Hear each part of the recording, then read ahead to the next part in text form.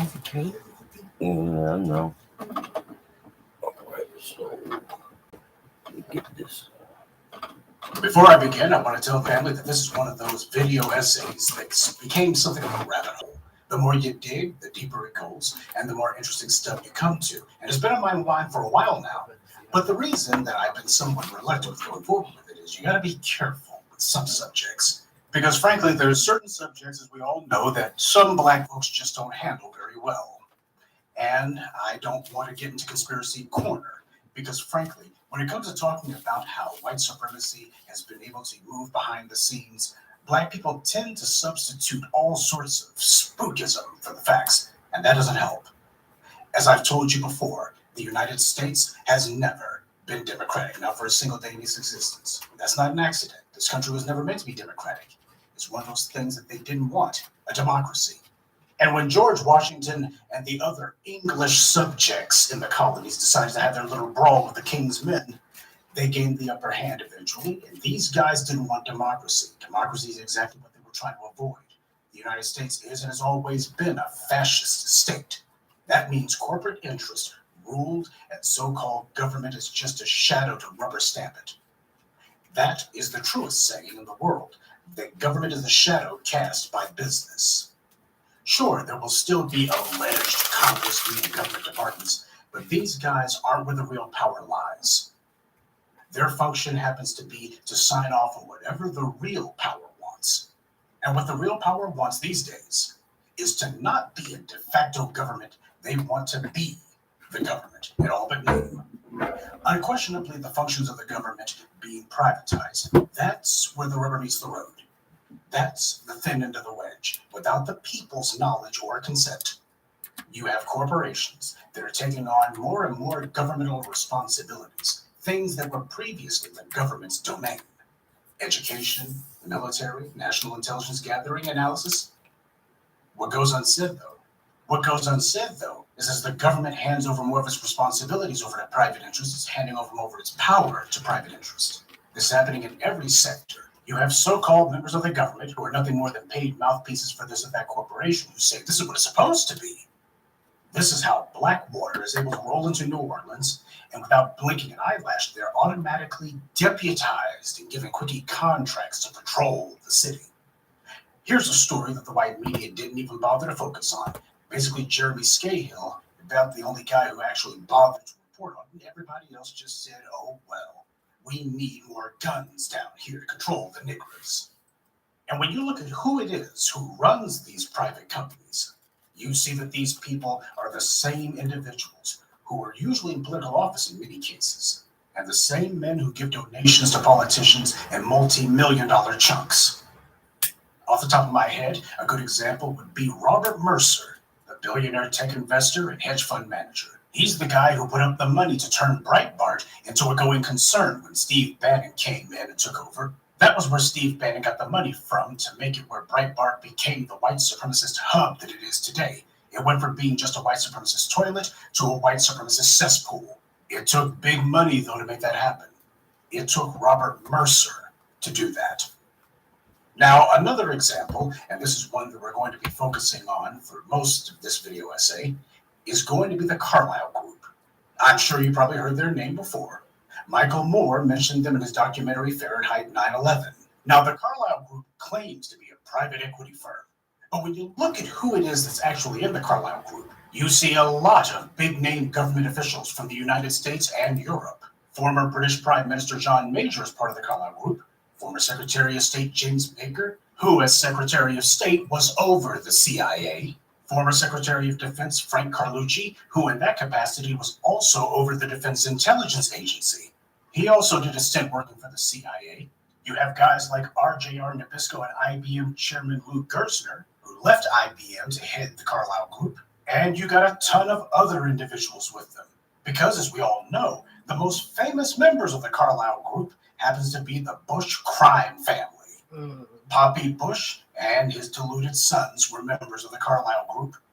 Well, you would look at that and think, well, obviously this is just a bunch of right-wing zealots who set up their own little money laundering scheme. Is that Obama? Now, while you could be easily forgiven for assuming that, after all, when you look at this gallery of rogues, that populates the Carlyle group, you see a bunch of right-wing They luminaries. look like they high However, yellow though. you would think the Carlyle group is nothing but Where's a bunch the of third? far-right zealots. I see And this you would be motherfucker. wrong. George Oh, shit. Soros is himself a Carlyle investor No, to the no, tune of it's back hundreds up there. of millions of dollars.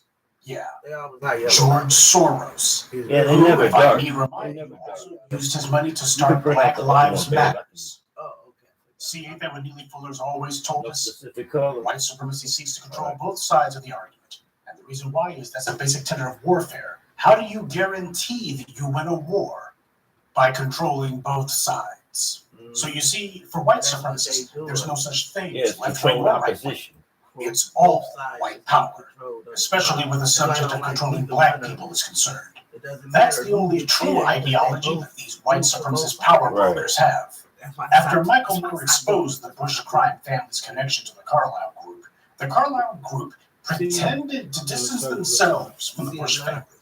But it's commonly understood that the Bush family is as deeply involved in the Carlyle Group as they've ever been. According to Forbes magazine, the Carlyle Group has more private equity funds and investors and assets than any other firm in the country. One looked it like a The Carlyle Group also owns at least 209 companies, ranging from Hertz to Mrs. Fields Cookies. You can Google Carlyle's holdings, by the way. It's a who's who of name brand corporations, Supreme Products, Getty Images, Veritas Software, among a ton of others. When you go to the Carlyle Group's own website to see the companies they own, it's just page after page after page of corporations and companies all over the world.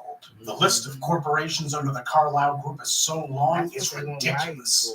I think you're beginning to understand that the Carlyle Group has a lot of subsidiary companies that they run. But what they do goes way beyond just financial scheming. These men are already wealthy. It's not money that they're after anymore. What they want are all the things that money can't buy. Now, for those of you who are paying attention, you recall that some while back I did a video about black people starting our own intelligence gathering operations. I briefly touched on private intelligence firms such as Fusion GPS and Stratfor, but I also briefly mentioned Booz Allen Hamilton, which was and remains one of the biggest and most influential companies in private intelligence. Edward Snowden, the man who absconded with all those secrets from the NSA, worked for Booz Allen. Well, you won't be surprised to learn that the Carlyle Group used to own Booz Allen Hamilton, and they made billions of dollars off of that. The Carlyle Group has made $2 billion off of Booz Allen. Documented. Starting in 2014, however, the Carlyle Group began quietly divesting themselves of Booz Allen Hamilton stock, selling the last of their shares in the company in December 2016. But that's not to say that they've cut ties with Booz Allen, because it seems a number of former Booz Allen have been finding gainful employment in the Carlyle Group. Peter Clare is currently managing director of the Carlyle Group. He's also a member of the board of directors of Booz Allen Hamilton. Nolan Hart was a senior associate at Booz Allen from November 2014 to December 2016, when he left to become vice president of the Carlyle Group. He's only in his 30s, by the way, early 30s, might I add. Larry Pryor, former head of CSRA, one of the biggest information technology service providers in the world. He left CRSA to join the Carlyle Group. Now, in all fairness, CSRA is not Booz Allen Hamilton, nor is it a Booz Allen Hamilton subsidiary. CSRA, however, is an intelligence and communications corporation that works for the U.S. government and U.S. military. But Larry Pryor is in the same orbit as the Booz Allen Hamilton guys. That's the point I want to get across to you. Now, there's plenty of others, but I think you're starting to get the point. Now, why is the Carlyle Group snatching up all of these people from Booz Allen when they used to own the company? Because the Carlyle Group wants to bring those functions totally in-house. Equity investment is merely how they finance their real goal. And for people like the Carlyle Group, that goal has always been control. See, when you have a so-called equity firm run by former government intelligence officials or corporate giants, now they've got their own private intelligence company. There's nothing else that a reasonable person can call this other than fascism, one that works very closely with the government. But also, since it's privately owned, they don't have to disclose their own intelligence gathering operations. These men now have all the same power and abilities that they had in government. But at this point, they have none of the vulnerabilities, such as public oversight or restrictions. The Carlyle Group's acquisition of Booz Allen was one of the most notable, but hardly the only example. I'm simply using this as a case study of what's been going on across the world with these private intelligence companies, many of whom use equity firms as a front because that gives them global reach. It gives them an excuse to be all over the planet, but it also helps to pay the bills for their fascism expansion operations. Now, why is this important? It's because I want for Black people, Black men in particular, to understand how the white supremacists who always run things operate. Power is not government. It's not private sector either. Power is power. Now, you thought that the Bushes went away because they were no longer in public office, they were no longer in control. Well, Robert Mercer and his pals have their own armies called private security companies. That's why they have their own intelligence services too, which they call information technology providers.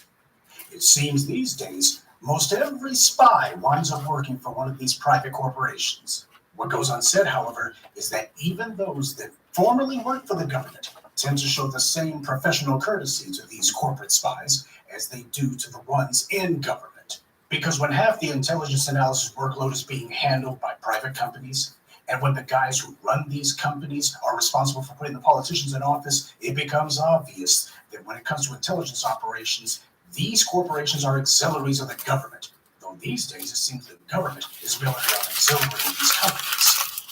These men are making it clear who the government really is. And as any employee knows, you can't spend your career in just one company. So it's best to be on good terms with the folks at the other places that you inevitably are going to want to go to. More than half of the people who work at the National Counterterrorism Center are contractors, employees for private corporations. Most of these contractors started off working for the government before they eventually jumped ship to go to some private corporation. This is what the world of intelligence has become, or rather, what it's reverted back to. There's an interesting book that you might want to look into sometime called Her Majesty's Spy Master. The book focuses on the reign of Queen Elizabeth I of England, but specifically it's about Sir Francis Walsingham, who was, to all intents and purposes, Queen Elizabeth I's intelligence chief. The book has a number of legerdemain and stories about England in the post-Dark Ages period. I dare not call it the Renaissance because nothing was reborn. However, in the book, there's one episode that they talk about where a number of British merchants, well-to-do, wealthy merchants, decided that maybe they didn't like the way that Elizabeth I was running the country, and maybe they would be a better government than her. See, Guy Fawkes wasn't the only Englishman who had his own plan to take over the British government by force. But these well-to-do merchants, they owned all kinds of seafront property. And their plan was to allow a foreign army that Britain was at war with to dock their ships on their seafront property so that they could offload their infantry there. I'm not making that up. Read the book, it's in there. And that's just one of many plots that Francis Walsingham uncovered. But it just goes to show the idea of these wealthy private individuals deciding that if they don't like the way things are going, they're going to use their money to change it, is very old. If you want another example of private interests deciding that they are going to run the government by force, a more famous and recent incident involved General Smedley Butler. For those of you who don't know, Smedley Butler was a Marine Corps general, and he had achieved the highest rank that a general could get. He's still, to this day, I think, the highest, most decorated officer that the U.S. has ever produced. He eventually became an anti-war activist, and he wrote a book called War is a Racket. It was published in 1935, and it discussed how it became obvious to General Butler that being sent all over the world was for no other reason than to expand corporate interests. He was being sent under the guise of putting down rebellions and such, but in reality, he was just paving the way for corporations to get what they wanted. And he talked about it in his book and who was benefiting from it. As he said, Al Capone only worked in 3 states. I worked on 3 continents. He compared himself because that's what he had been reduced to. But the real reason that Smedley Butler felt the need to unburden himself of all the sins he had committed while in uniform was that after Franklin Roosevelt took office, you had a bunch of corporations like Colgate, Firestone, and others who decided they wanted to overthrow the government. See, the kind of violent overthrows of government that happened in Japan, where the so-called super patriots have been killing people, what happened in Germany, the National Socialists, that kind of thing where private individuals decide we're going to restore the greatness of the country, when what they're really trying to do is seize power for themselves. That's also been tried in the United States too. And they went to Smedley Butler because, as the former head of the Marines, and as the man who was the most decorated Marine officer ever, he commanded enormous respect from the military. And they wanted him to lead a group of soldiers to overthrow the government, a coup d'etat in the United States. Now, you might wonder, what did Franklin Roosevelt do about it? Roosevelt couldn't do anything. These corporations committed treason, bald-faced treason. And the president of the United States was helpless to do anything about them because he needed them more than they needed him. That was the reality. This is what private power has always been under white supremacy. These men didn't just get up one day and decide that power is best in our hands just yesterday. They've been doing this for hundreds of years. Private individuals trying to figure out how to overthrow the government, become a government unto themselves. And it's not as if this is some sort of secret, by the way. You need to understand just how deep this runs. The idea of those who have money should be able to set up their own private intelligence services and be able to spy on the government and be able to affect and control your life. And to do it for the exclusive benefit, unilateral power of a select few handful of individuals. And it's not as if the government doesn't know this. Money runs at the very heart of intelligence services. As Black men, we are never going to gain the upper hand on white supremacy as long as we're waiting for somebody else to do it for us. We're waiting for the white media to bring us information. We have to be actively gathering it ourselves. The best information is first-hand information, not fourth-hand information told to you by your enemy. As Black people, we must make that a point. If you're in a position where you have financial wherewithal, you're supposed to be looking and going, well, I want to know what's going on in the world for my own interest, my own benefit. And I want to have it for myself. Not information being told to me by some third party who in all likelihood has interests that are completely and thoroughly counter to my own. You simply cannot separate finance from intelligence gathering. You just can't do it. And by the way, if you think that it's just me whistling Dixie here, or that I'm kind of laying out a little thick and exaggerating, consider this. In May 2007, the Pentagon's Defense Intelligence Agency decided they would hold a little confab, a little conference, but it was by invitation only. And their guest list was mostly comprised of people from the private sector, who the government was choosing who they were going to farm out work to. This conference involved a PowerPoint presentation given by a woman named Terry Everett. She was a senior procurement executive in the Office of Director of National Intelligence. And her presentation was entitled Procuring the Future. What she was doing was explaining to her colleagues what the makeup of the U.S. intelligence infrastructure was. This was in 2007 that this conference was held. One of her slides showed that a whopping 70% of the government's intelligence budget was being spent on contractors. Everett's slides also showed that in 1998, the government spent $18 billion on contracts. By 2006, it was $43.5 billion. So the U.S. government more than doubled the amount of money that it was giving to these private corporations to carry out intelligence gathering operations and analysis, all in an 8-year period. I want you to keep that in mind. This started in 1998. At least that's where she started tracking the numbers from. Now, who was president in 1998? Oh, yeah, Bill Clinton. And didn't Hillary, a vast right-wing conspiracy? Well, they ought to know they were the ones hoping to fund it. And to put this all in perspective for you, Edward Snowden, who I mentioned, was himself an intelligence contractor. According to The Atlantic, Edward Snowden made over $200,000 a year working for Booz Allen Hamilton. Compare that to the average salary of an intelligence analyst in government, which is only about $78,000. And you probably heard about the NSA leaker with the rather eccentric name, Reality Winner. She too worked for a private intelligence contracting. Side note, you got these white supremacists who are forever complaining that Black children have weird names, though you never heard anyone saying that Reality Winner's name was just saying. But even after Edward Snowden, even after Reality Winner, nobody on the governmental left or the right has questioned the wisdom of outsourcing intelligence work, no Nobody's looked at how much money's been spent, and nobody has asked what the hell are these private corporations doing with all of this exclusive, high-level governmental intelligence that they're being provided with. Instead of complaining about Edward Snowden, the government should have been asking what the men who run Booz Allen Hamilton have been doing with the information. Edward Snowden was only trying to provide the American people with an explanation of how much the government knows.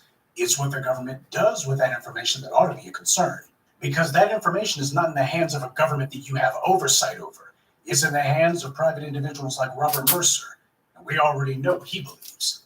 These companies now are the ones handling much of the government's dirty dealings. And when former CIA directors are the ones who own these companies, well, you're not going to be putting this genie back in the bottle. And in a nice bit of truth in advertising, during her presentation, Ms. Terry Everett put up a slide that showed the operating philosophy of all intelligence organizations. We can't spy if we can't buy. Now, family, this is what a woman who worked for the director of the Office of National Intelligence put up on a screen at a conference where there were a bunch of private intelligence corporations in attendance. This is what they're telling each other. This is what they say behind the scenes when they think none of us can hear them. All of that stuff about duty, honor, that's just what they say for the rubes. The people dumb enough to believe that. In the real world, they understand. You're not going to be able to control anything without some sort of financing. You're not going to be able to cover up the dirty dealings that you do if you can't afford to pay for information. You're not going to be able to field spies and operatives all over the world. You're not going to be able to set up eyes and ears all over the planet unless you have a means of paying those eyes and ears and sustain. You're not going to be able to get people's lips to open unless you've got some money to pry those lips open. We can't spy if we can't buy. That's what the white supremacists themselves are saying. Intelligence gathering as a business transaction. It doesn't get much more blatant than that. Your tax dollars will work. I hope that now this is a little more clearly understood when I tell you that resources are the life's blood of intelligence organizations. You had one of the government's main henchmen put on a private presentation where she told this gang of insiders that without money, they can't do spy work. The bad guys understand the point of what having an economy is about. Now, this was at a government-financed event where they brought in a bunch of private contractors. And would you like to guess how many black people were in attendance for this closed-door private conference? I'll bet it's a nice round figure, 0. Now, this little presentation had been posted on the DIA's website, but they took it down when they realized people had seen it, and it was starting to make headlines. Hey, look what the DIA is saying. The DIA took it down. So they were fine with it being on the internet as long as nobody knew about it. As white supremacy sees it, the biggest problem with democracy is that it's potentially democratic. These guys don't want to serve government. They don't even want government to serve them. They want to be the government. The government they want is not a democracy or even a republic, but a fascist plutocracy, and we're almost there. Now, the reason I bring all this up is not to feed your need for conspiracy theories. First of all, black people as a group can't really handle getting in depth about how white supremacy functions. I had planned for a while to go in depth about Stratfor, but that's one that's going to have to wait. We're going to take this in stages. But the second reason that I don't do too much on this is because this isn't conspiracy theory, it's conspiracy fact. I'm not talking about something that I heard or have no evidence for. I'm only showing you what I can prove. I'm not trying to impress you with these tales of secrecy or any sort of palace intrigue. The entire reason why I tell you about Booz Allen Hamilton and why the Carlyle Group owned them and their global reach and white supremacy saying it takes money to spy, I tell you about all these private interests wanting to take over the government's functions and make sure that they have the exact same capabilities is because, family, we need an equalizer. This is something we need for ourselves. White supremacy has a particular weapon and we need one that can neutralize it. At the very least, we need protection from their weapons. White supremacists who want true power, they don't believe in sharing not only with their own government. This is how the world actually works. White supremacy has control over this planet, like it or not. And you're not going to change that by pretending they're not in control. And obviously the white supremacists are in charge because we damn sure aren't. Denying that reality won't make it go away. It might make you feel a little bit better for the moment about your position, but it won't change your position. See the world the way that it is. Admit to it the way that it is so that you can change the way that it is. I, for one, refuse to place any of my faith in the administrative arm of white supremacy. That's the government. Even if the government was all black, hell, even if it was all black first, Nothing would change without resources. Nothing would get done without resources. That's the point that I'm trying to get across to your family. Do not think that you're going to get black empowerment for free. Do not think that white supremacy is going to fall for free. Do not think you're going to get your freedom for free or get it on the cheap. It's going to cost you big. Now, you can wait until white supremacy finally decides it's time for it to cost you your life, or you can decide that you're going to open up your wallet and also open up your time for this. But you will pay for your freedom one way or the other. You are going to pay to fight white supremacy one way or the other. The only question is, how much is it going to cost? Now, we chose to outsource our economic security to white power, and tell me, how's that working out for us? Are we so silly, even at this late date, as to think that we're going to outsource our political security to white supremacy as well? We must have it all in our hands. I do not want to be trying to take information that I got from white supremacy's propaganda arm, and I got to sit here and sift through it and discern it and turn over the tea leaves. There's an extent that they're talking to themselves. That's worthwhile, but when it comes to knowing what's going on in the world, around the country and the world, I should be getting that information from other black people. And I can tell you right now, Robert Mercer doesn't decide what he's going to do based on Fox News. The men who run the Carlyle Group, they don't make their decisions based on Sean Hannity's rantings or from CNBC. It's as simple as that. These men want the information for themselves. As was revealed in the documentary Fahrenheit 9/11, Poppy Bush takes advantage of a prerogative that very few presidents did. He received a presidential daily briefing. The same PDB, presidential daily briefing, that Donald Trump was getting. Former presidents have access to it too. Now, most presidents don't actually ask for it because what the hell are they going to do with it? But Poppy Bush did. And when you look at his position in the Carlyle Group, you got to wonder, how many times did he use the intelligence that he received from his out-of-office PDB in order to do some insider trading? He was able to see what was coming down the pipe before anyone else did. As a former president, that's the kind of value he could provide to a company. Hey, I can tell you what the CIA and the DIA is talking about. I can tell you what all of these U.S. governmental agencies are making scuttlebutt about. This is information that only the president sees. And I got access to it, even though I'm not in office. You see how that kind of thing works now, don't you? Robert Mercer doesn't believe in getting his information even from Poppy Bush. Robert Mercer believes in having his own eyes and his own ears out there gathering information for him. That's what Robert Mercer believes in. It's important to keep in mind because this is what we're up against. We can beat the bad guys, but first we got to quantify what the heck we're up against. That's how these guys are. Even trusting their own white government, they don't. They'll trust them to a point, but not to a fault. We need veto power over the administrative arm of white supremacy. We require veto power over them. We don't just need an equalizer. We need an edge. We need an advantage, a clear advantage, an unassailable advantage. And that kind of advantage is the best kind of advantage. Inside information. You gather it yourself. There's some things that are simply too important to be left to any legislative body or any gang of bureaucrats, no matter how dedicated or well-intentioned they may seem to be. Now, why is it we don't have this already? Why is it that this is not the topic of discussion for black people constantly? Well, frankly, too many black people want to play helpless. We're not looking for power. We're looking for an excuse to hide behind so that we don't have to stop playing around and actually do the hard work that power demands. The reality is this is because too many black people, black men in particular, happen to be intellectually lazy. That's why so many people you see in the comment sections trying to hide behind defeatist rhetoric as their excuse. It's like the old saying goes, if there's something you really want, then you'll find a way. And if you don't really want it, then what you'll find is an excuse. Well, we know where way too many black people fall in that little discussion. As we all know, 80% of the time, I can't is usually a euphemism for I won't. We have the material resources. We just don't have them aggregated. Our lack of political will and economic discipline is the reason white supremacists are running roughshod over us. It's because for too long we have lacked the political will and economic discipline to give rise to organizations of our own that are going to fight white supremacy. We have the funds. We see the need.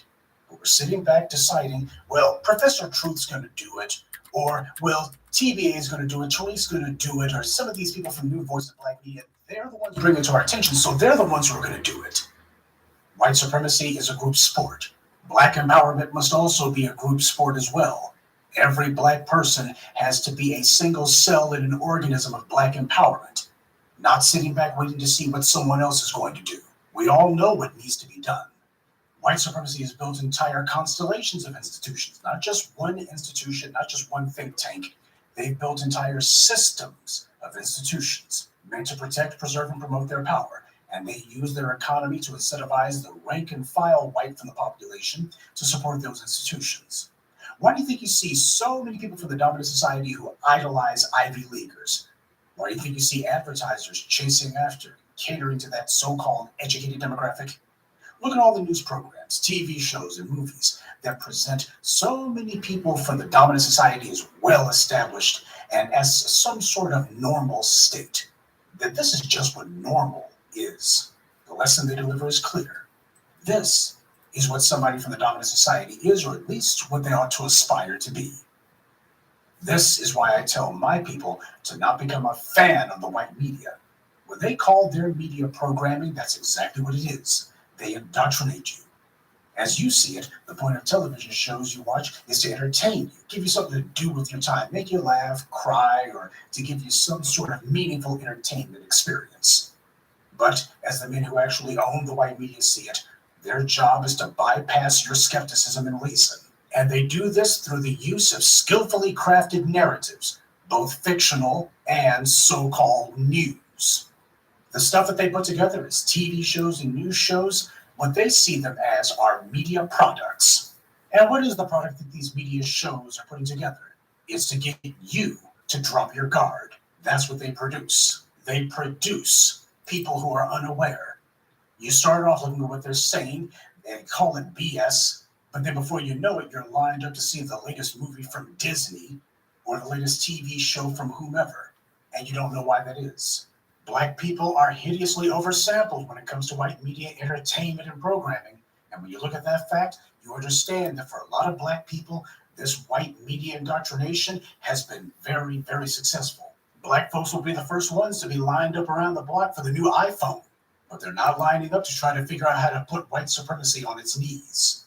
We all saw videos of black women who were lined up to buy hair weaves, and in many cases, you got these Asian salon owners who were attacking these black women, including a black grandmother who got punched in the face. You had black men who had worked to organize a protest and boycott of that particular establishment, but the problem was you had a whole bunch of black females who decided that it was more important that they get half-off hair weave than it was that they make a statement for their empowerment.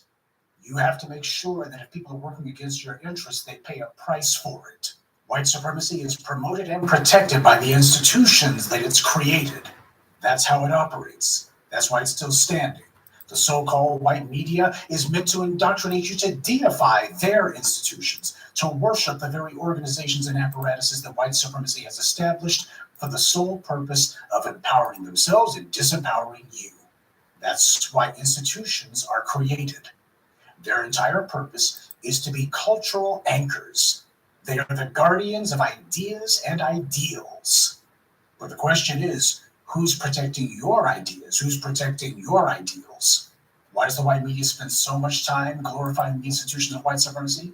Why the endless repetition of how great these white organizations and policies are?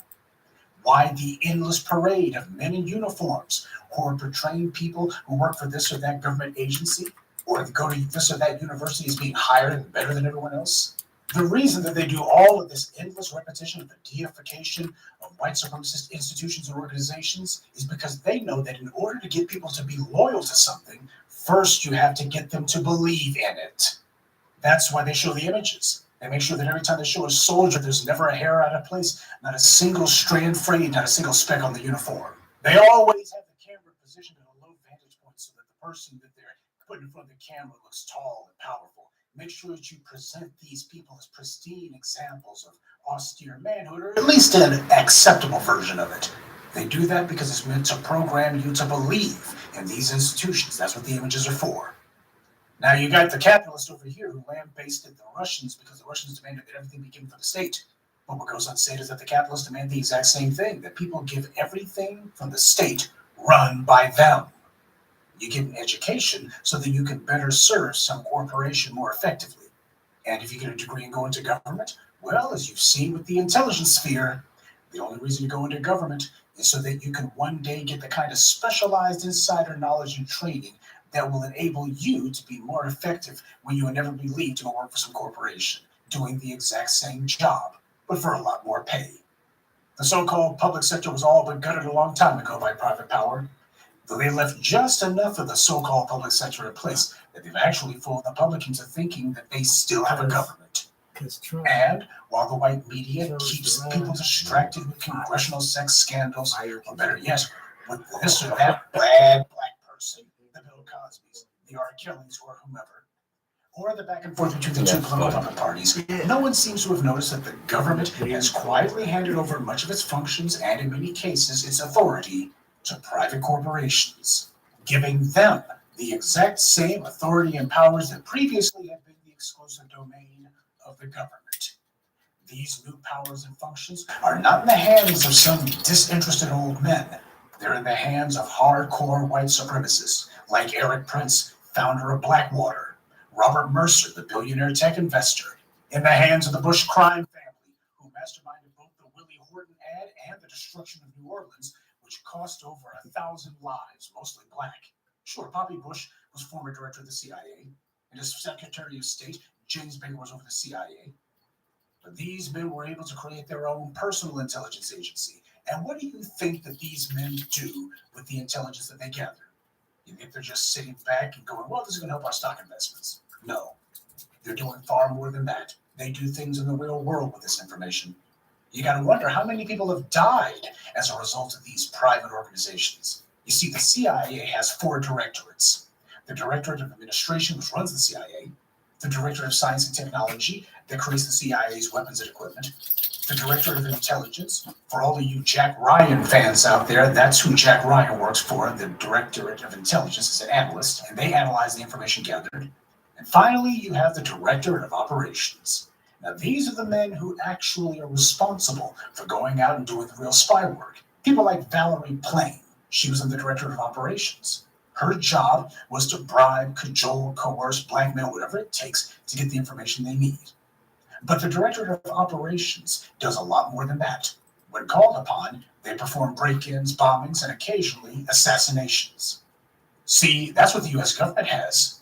Do you think that these private corporations who are hiring all of these ex-spies, all of these ex-intelligence people, and doing much of the government's intelligence workload and got a hand and a foot in every corner of the globe, you think that they're not also responsible for taking lives as well? You think they don't do that on a regular basis too? When Eric Prince hires all of these former special forces and former military personnel, you think he's the only one who hires individuals who are trained to kill?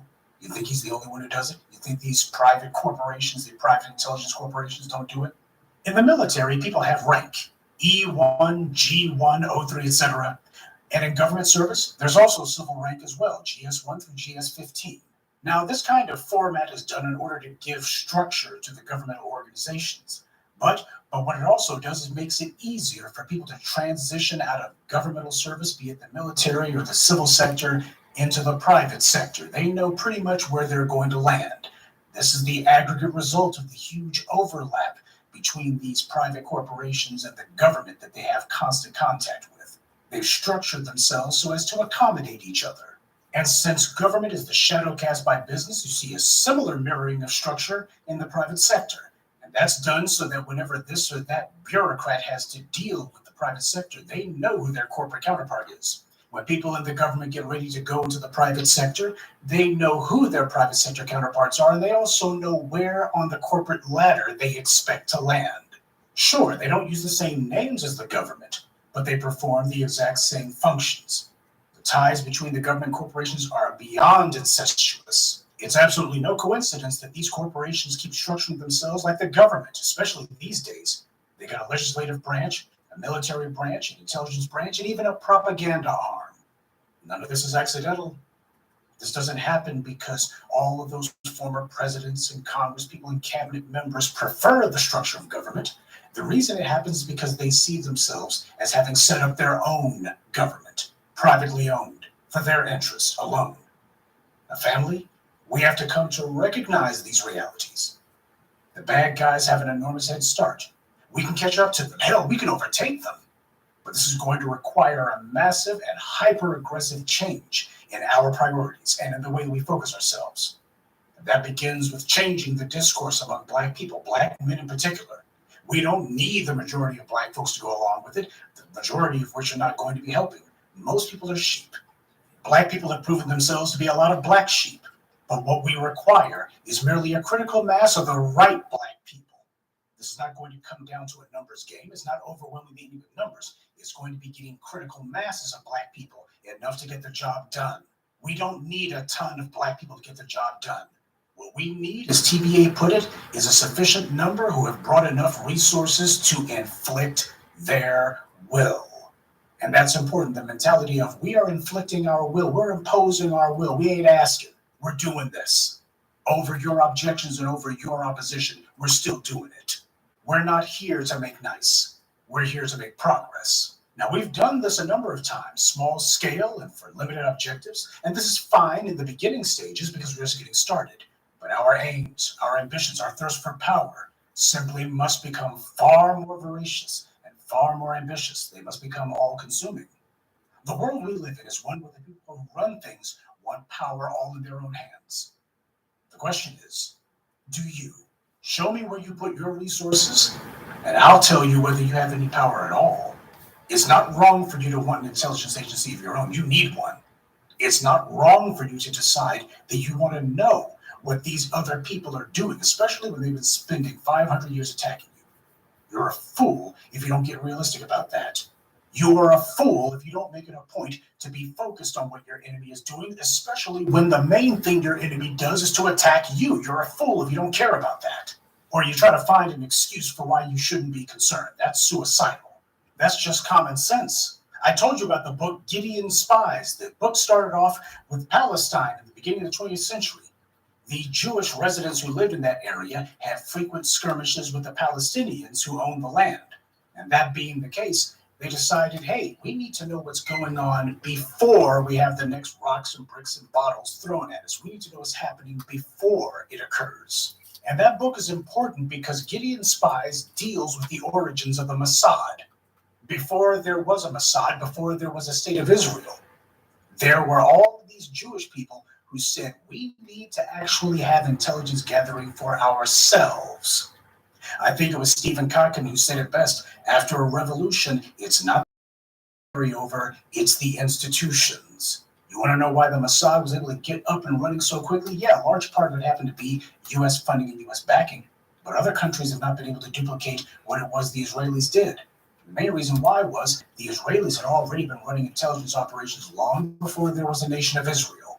You don't see any Black organizations that are dedicated solely to intelligence gathering, and we need a number of them, not just one. That's what this little chat is about. We need to get the ball rolling on that. We need institutions that are dedicated to preserving and promoting our power and being proactive about it. You don't wait until the enemy's at the gates. I think the president who understood the most about how intelligence gathering was supposed to be used was President Eisenhower.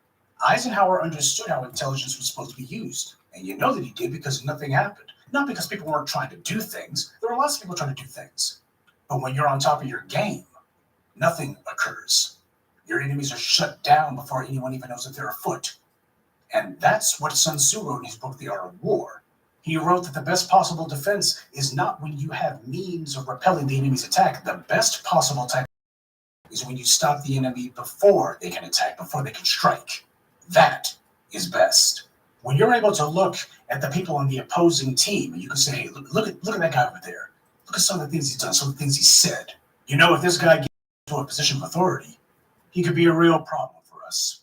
You want to be in a position where you're able to do things against your enemies before they even realize you've been undermining them, which is what white supremacy has been doing against us. Leaders who have been killed, like Malcolm, Martin, Fred Hampton, leadership killed before they've had a chance to come into their own. But you also have other operations, using money in order to buy off fakers, frauds, and phonies, to undermine and derange the internal politics of your enemies. Black Lives Matters. Yeah, you can have D. Ray McKeeson saying that the Black community is homophobic. So we need to focus on homophobia, not on the cops who are killing these Black people. This is where intelligence operations have their sharpest and best expression. It's not about planting bombs. It's about blowing your enemy off course before they can do anything against you. And you know what? We need some of that. We don't merely need the desire for intelligence gathering or the ability to do intelligence gathering. We also have to have that hunger that says, I want to know what's going on. And we got to make sure we use the information gathered to empower and protect ourselves. Let's start identifying who these burgeoning thought leaders of white supremacy are. The ones behind the scenes to the point that you don't see them. People like Robert Mercer and such. The guys who've been funding the Richard Spencers and others. What can we do to undermine them? What can we do to harry and harass them? What can we do to blunt their effectiveness and ultimately to undermine their ability to operate? What can we do against them? Who do we got to talk to? Whose palm do we have to grease? And that's something black folks need to get used to. If you ever watched the movie American Gangster, you saw a portrayal of how Frank Lucas became an enormous drug dealer. But the part that wasn't stated as loudly as it should have been was Frank Lucas believed in paying people off. You look at documentaries like Cocaine Cowboys and you see that's something that the more intelligent drug dealers in the U.S. were doing. Mm-hmm. They were paying people off. They understood that at the end of the day, you can undermine those bonds and relationships against your opponent, but you're going to have to actually put resources behind that too. Money can actually split any group of people. White supremacy knows this, which is why they spend so much time trying to make sure that black folks remain poor, because if black people have some resources, they're going to start leveraging those resources for their own benefit. Because as long as black people think that they're going to get power for free, nothing is going to change. It simply won't. As long as black people are more focused on the next football game or the next basketball game and not interested in the game of power politics, nothing's going to change except for one thing. The numbers of black people are going to decrease drastically. Because you see, white supremacy is not playing any games. You may think that you have the time for something else, but white supremacy, as far as they're concerned, they've got time for nothing else except you. I predict that we're going to see a thinning of the herd. A lot of black people are going to become casualties of the race war that white supremacy is fighting against us. And these black folks suffer from the same problem that a lot of these black celebrities do. Apparently, they think they've got something better to do than ensure their survival. And by the time they realize that white supremacy is now getting around to them, it's just too damn late. I'm not making excuses for things that haven't been done. I'm not going to focus on things that don't matter. The problem isn't that we don't have the skill or the resources. The problem is we still persist in thinking that somebody else is going to do it for us. Let me tell you something. When it comes to fighting white supremacy, nobody else is going to gather the information for you. The Democrats are certainly not going to do it. White liberals are not going to do it. For 150 years, we've been begging them to tattle on these white supremacists, and they haven't done it. We've been begging and begging. What they've been doing is they made it very clear. They'll give a couple of insincere words about how black people are treated. When it comes time to actually work against white supremacy, they're not doing it. And the reason why is the exact same white privilege that a Richard Spencer or a Dylan Roof or a Kyle Rittenhouse depends on is the exact same white privilege that Nancy Pelosi and others depend upon. The same white privilege that tethers the Bush crime family to their goodies, guarantees, and giveaways is the same white privilege that tethers George Soros to his. So the moral of the story is we're not going to sit around waiting to see if some good-hearted person from the dominant society will finally come along and give us a few crumbs. And we're also not going to sit around waiting to see if some good-hearted person from that same sector is going to be doing intelligence gathering for us. We're going to be proactive about this. We must be proactive about it. You would not wait and hope that someone's going to spoon feed you food any more than you should be waiting to see if someone's going to spoon feed you intelligence. You're going to have to learn how to get it for yourself. And the good news is we've already been doing it. We just haven't been organized about it and haven't been persistent. Time for that to change. This takes time. It takes effort. We can pick up the skills necessary. Hell, we've already got most of them to begin with. Just a matter of putting resources and focus behind it. That's the stage that we're at now. And this is the barrier that we have to push through. We don't have a resource problem. We have a prioritization problem. And if you haven't prioritized your survival, then you won't survive. Good evening, and be one. I'd like to take a moment to mention some of our contributors. Jacques Hargett, Tyrone Leake, Wayne Curtis, Kenneth Johnson, and R. Laz. Salute to them and thank you to everyone for listening, liking, and sharing this message. Black empowerment only exists because of you.